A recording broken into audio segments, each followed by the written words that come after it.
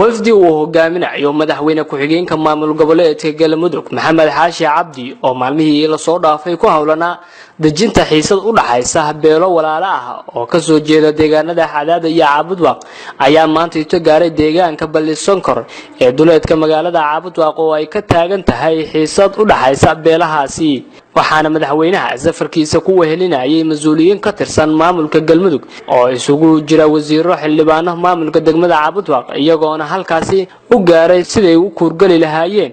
xiisada ka jirta deegaanadaasi oo ku salaysan isku qabsiga deegaanka madaxweynaha iyo wafdigiisa ayaa markuu gaaray deegaanka Ballisonkor ayaa la kulmay odayaasha iyo waxgaradka beelo ka soo jeeda Caabudwaaq iyo Cadaad oo halkaasi u yimid dejinta xiisadaasi ka taagan deegaanka Ballisonkor oo salka ku haysa dhul daaqsimeed kulamo iyo isxogwaraysi u dhaxeeya mas'uuliyiinta ka tirsan maamulka Galmudug iyo waxgaradkii oo wadaagta ahaa ee ka soo kala jeeda degmooyinka Cadaad iyo Caabudwaaq ayay waxay soo saareen qodobo dhowr ah oo ay ku xalinayaan xiisadaasi Mahad Xasan Maxamed wasiir ku-xigeenka wasaaradda amniga ee maamulka Galmudug ayaa qodobadaasi u aqriyay warfidiyeenka la socotaan booyaan waxaan wadnay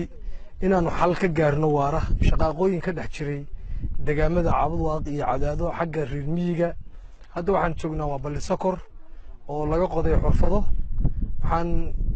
xurfadaas oo keenay shaqaqooyin iyo in maartay ciidamo la isku aruursado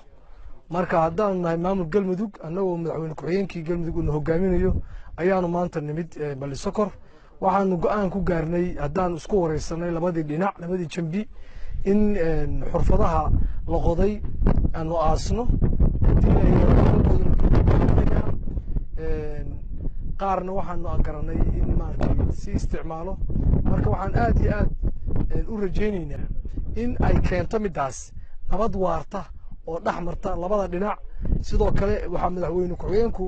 uu fidiyay gogol nabdeed oo insha Allah la dhigi doono hadii Ilaahay yiraahdo talaada goobta la dhigayana ay tahay goob labada dhinacba ay isku imaan karaan si hufan loogu wada hadlo oo deegaanka ka dhaxeeya Cadaad iyo Caabudwaaq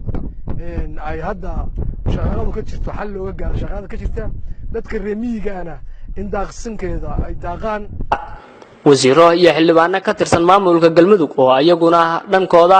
kula hadlay warbaahinta deegaankaasi ayaa sheegay in loo baahan yahay in la dhaqan galiyo qodobada ka soo baxay kulankaasi awlaadii dheereeda muddada dheer soo jirtay oo dhowr iyo 30 sano ah inaan ku soo afjari doono ilaahayna naga dhigi doono kuwa ku guuleystay inay soo afjaraan waxaan dhammaan dadweynaha Galmudug ugu baaqayna inay nabadda adkeeyaan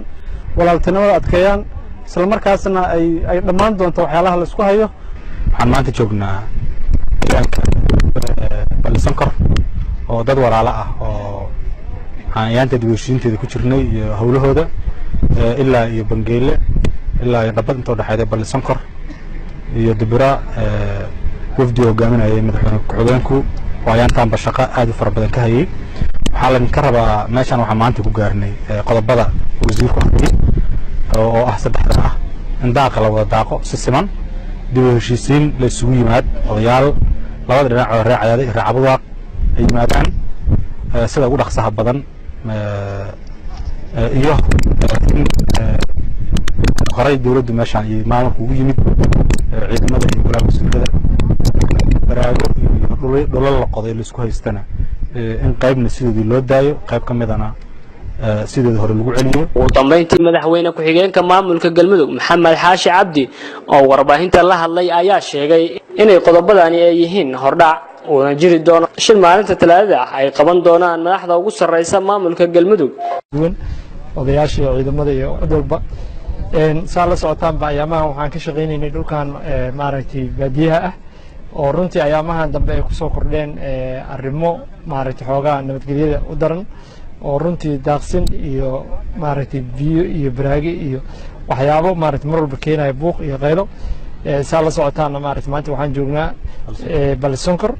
oo maaragtay u dhow Caabudwaaq halkaas oo maaragtay aan dadkii deegaanka isugu keenay aan uga hadalnay maaragtay arrimo sidii loo heshiin lahaa arrimaha intooda kale waa sida wasiirku uu sheegay la isla qaatay laakiin mid ugu muhiimsan waxay tahay in aan shir isugu keenayno dadkan shirkaas markaan isugu keenana ay ka wada hadli doonaan waxa ka dhaxeeya oo dhabta ah kadibna u gudbi doonaan markii waxa ka dhaxeeya ka hadlaan in nabad loo gudbo oo nabad la isugu yimaado oo si nabada loo wada noolaado xoolahana la isla mahad Bashiir Cismaan Somali Cable TV wararka waqooyi galgaduud Cabud Waaq